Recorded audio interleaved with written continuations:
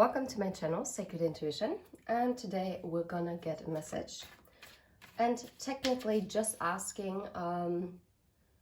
what are the shadow aspects that your person is currently working through, okay? And we are going to use the Sacred Wounding Stack, and we're gonna explore what the blockages and fears and attachments are. And the only card that I couldn't pick up is the third eye chakra. Will show up as a lack of clarity, intuition, or inner vision, leaving you feeling lost or disconnected from your purpose. It may manifest as overthinking, difficulty trusting your instincts, or resistance to spiritual insight and self-awareness. Now, this makes perfect sense that this is obviously blocking your connection then, right? I'm gonna move it here. Is there anything else that is like currently blocking them? The agency wound, okay? A lack of agency wound will show up as difficulty making decisions or asserting personal needs, stemming from past where autonomy was being denied or controlled. This can manifest as passivity, people-pleasing, or a tendency to defer to others, or even at the expense of one's own well-being, often accompanied by feelings of powerlessness. This wound may create a fear of conflict, self-doubt, or reliance on others for validation and redirection. Whoa, okay. Whew. Well, I mean, it is already tying in to one another, right? So if someone is not seen clearly, that means not only do they not see their own path clearly, but they also cannot see other people around them clearly because they are watching them through a lens of wounding. And especially if this person then shows up and tries to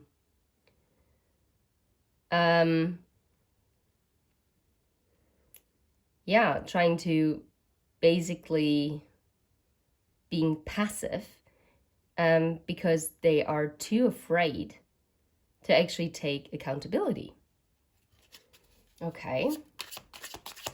The good thing is technically it came in the reverse, so I kind of feel like this person, okay, wow.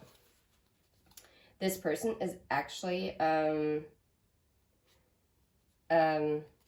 I'm just sorry, I'm so gobsmacked by this deck.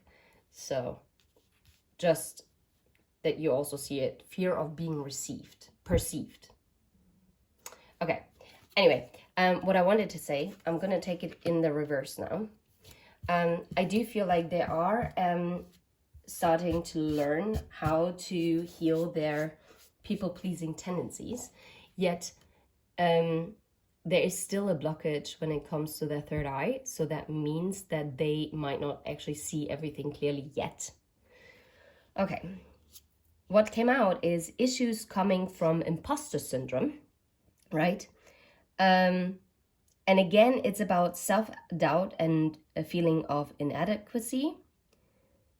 Even despite of the evidence of your own competence and accomplishments, like this person doesn't even, they could be the most high up ranking, I don't know, person at their job or in their community, they are really looked up towards, but they don't actually believe it.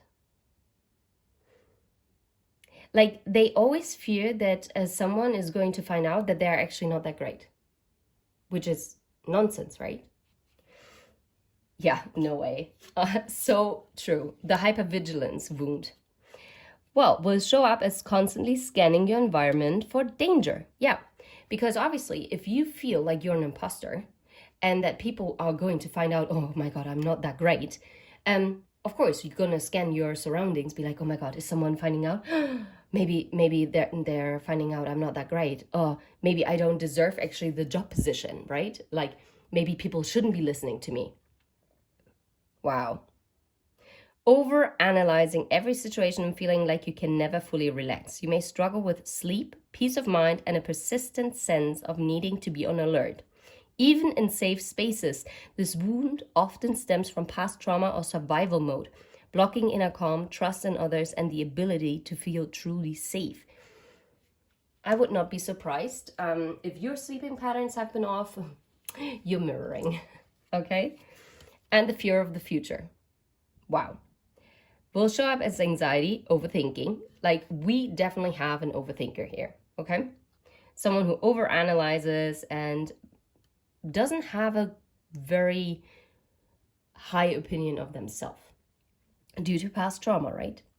And an overwhelming sense of uncertainty about what lies ahead. This fear may manifest as a tendency to worry excessively about outcomes, making it difficult to take risks or move forward with confidence.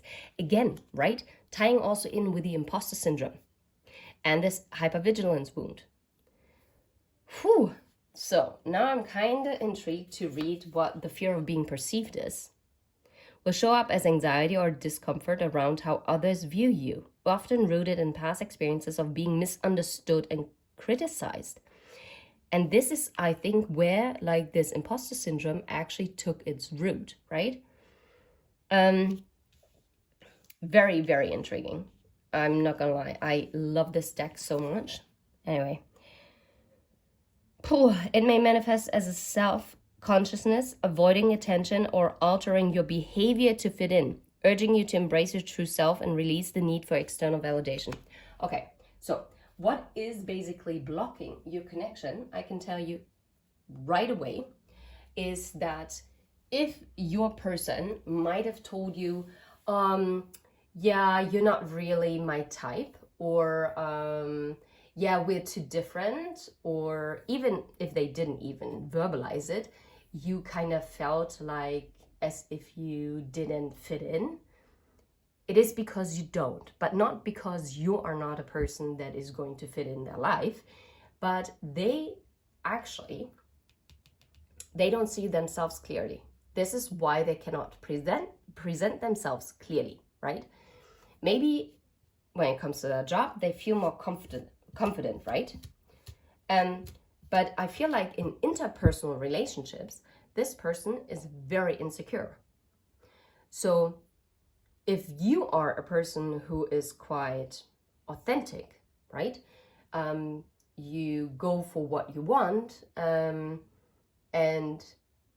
on the surface, right? Because you might not discuss it if something is dragging you down, but you're pushing through and you're just making it work because you're finding your own way out, then this person is going to perceive it as, oh yeah, well, that can't be it. Like basically questioning whether you are actually who you are, even though you are who you are.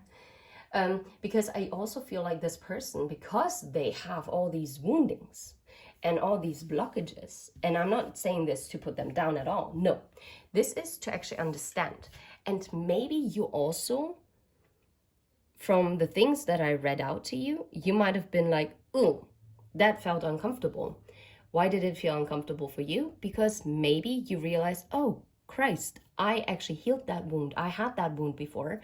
Or maybe you were like, oh, I actually resonate with some of the wounds. Maybe if it's not all, maybe you only have like a fear of being perceived, right?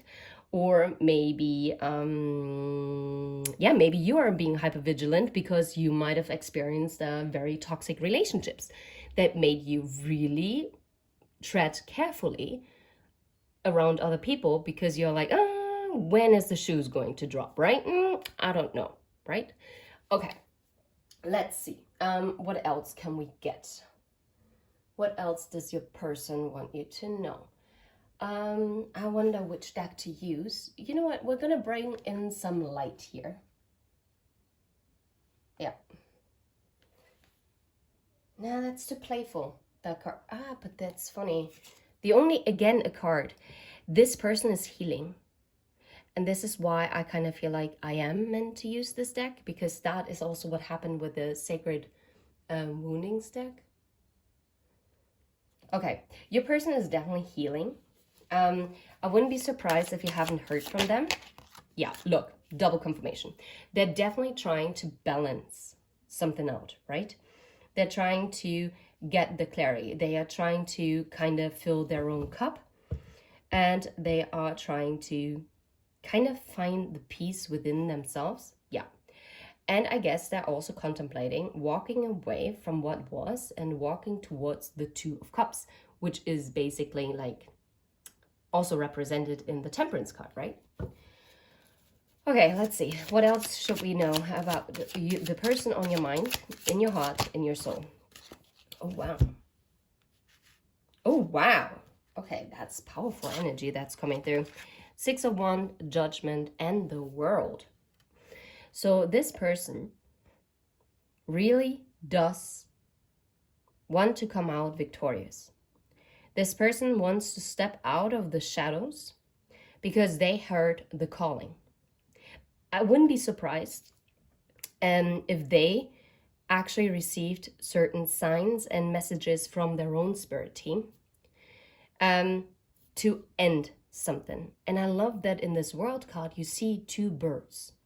And for me, birds are also about communication, and especially they're blue. So, which kind of resonates with the throat chakra. And I feel like that this person is currently healing in order to balance themselves out, in order to come forward.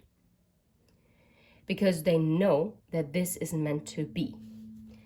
Okay, what is underneath the deck? The sun. Guys. The sun. Yeah, right. And the Magician. How many major arcana do you want to have? I mean, we have 4 major arcana and the 5th major arcana underneath the deck from like freaking 6 cards that are lying on the table. Okay, that is very interesting. Now I actually do wonder,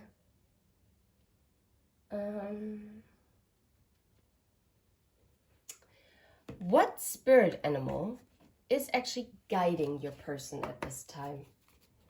I wonder what spirit animal is helping your person at this time to work through these blockages.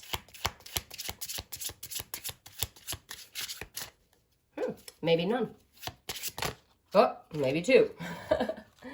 Okay. Wow. Action and protection. We have the pronghorn. Oh, interesting. I didn't know it was called that way. And the sea turtle. So, protection. First of all, this person is being protected. And you're a master of finding life's flow. Be in harmony with the rhythm. And your path will unfold. Persevere and you will succeed. You have everything you need to be protected and happy. Okay? Resonates deeply, makes absolute perfect sense. And action. Now is the time to act. Opportunities are here. Move forward with confidence.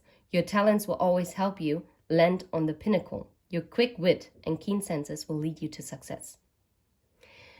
So the pronghorn is basically giving them the courage to actually trust in their own abilities, okay? To work through their fears and to actually step into this action. But before they can take that action, which by the way is also protected that this is coming in, they have to go through this healing process in order to feel confident enough to be successful, to bring an end in order for this new beginning and this happiness to come in. And this is for now what you need to know, what is going on with your person and what might be blocking them and what they have to work through. And I wouldn't be surprised if you might have also recognized some things that you might also have to work through or you already worked through. And this is also giving you a little outlook as to what is to come. Okay? I'm sending you absolute love and light. Until next time, take care. Bye-bye.